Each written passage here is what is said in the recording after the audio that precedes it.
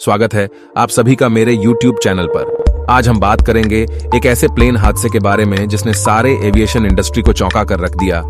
यह हादसा कैसे हुआ, जिसका जवाब आज भी इन्वेस्टिगेशन टीम को नहीं मिला है।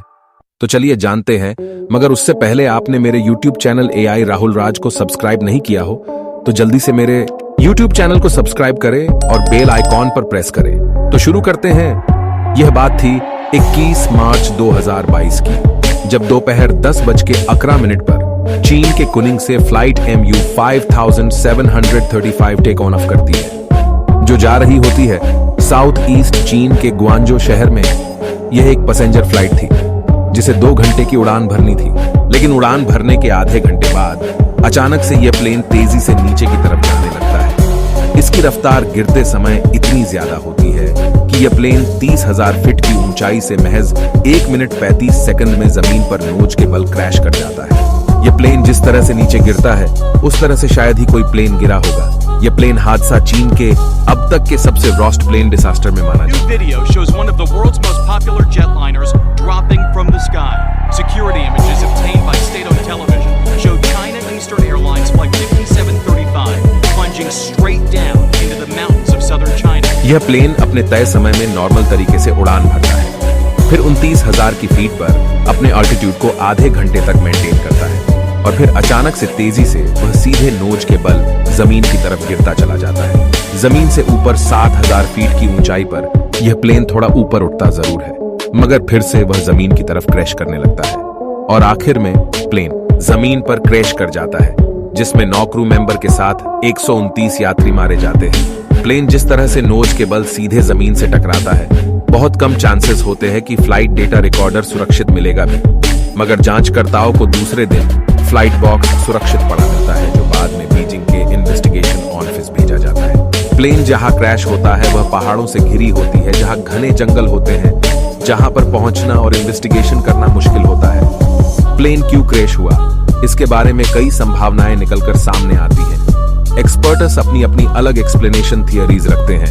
कोई कहता है कि प्लेन का इंजन खराब हो गया होगा, कोई कहता है कि कुछ तकनीकी समस्या हुई होगी, कोई कहता है कि प्लेन के पायलट ने सुसाइड कर ली होगी, कोई कहता है कि टेररिस्ट अटैक हुआ होगा, मगर किसी को सच पता नहीं होता है। जांच करने वाली टीम हादसे के दिन की वेदर रिपोर्ट देखती है तो उन्हें पता चलता है कि प्लेन जिस जगह क्रैश हुआ उस जगह का तापमान उस दिन 30 डिग्री सेल्सियस होता है, जो आमतौर पर सामान्य होता है। शाम को बारिश गिरने की आशंका जताई जाती है, मगर यह हादसा दोपहर में होता है और उस दिन की विजिबिलिटी भी अच्छी होती है, तो यह क्लियर होता है कि वेदर का कोई इशू नहीं है। फिर सवाल उठता है, आखिर हादसा हुआ कैसे? एविएशन एक्सपर्ट नील हैंसफोर का कहना था कि यह हादसा एक्सीडेंट नहीं हो सकता, और American federal investigation expert Michael Daniel का भी यही कहना था। वह कह रहे थे कि यह हादसा एक मोस्ट लाइकली अ फॉल प्ले है, किसी आदमी ने यह चीज इंटेंशनली की है।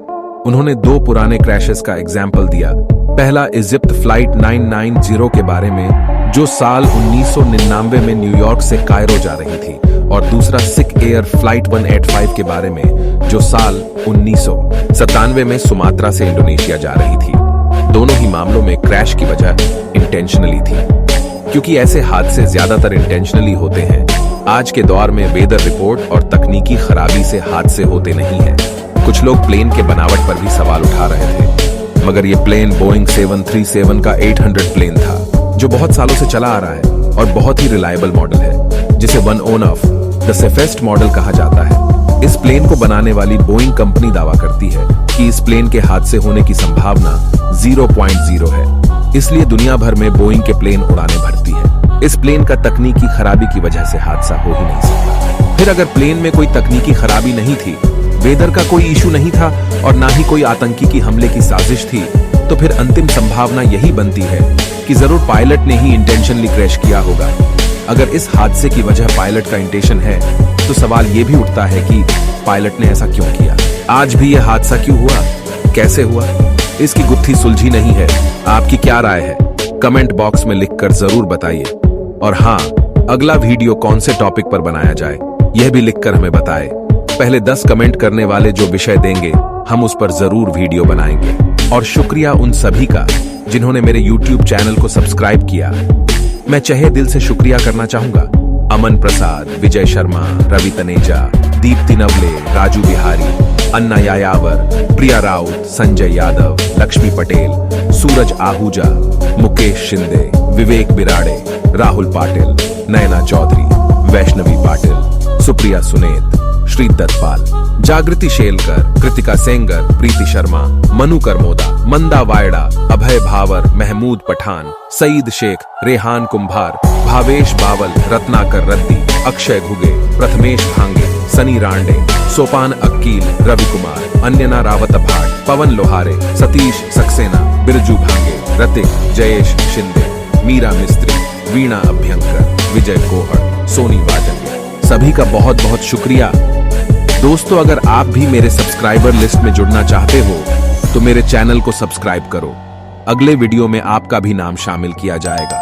बस एक प्यारी सी कमेंट कर देना। ज्यादा से ज्यादा लोगों तक वीडियो को शेयर करें ताकि ज्यादा से ज्यादा लोगों को जानकारी मिले।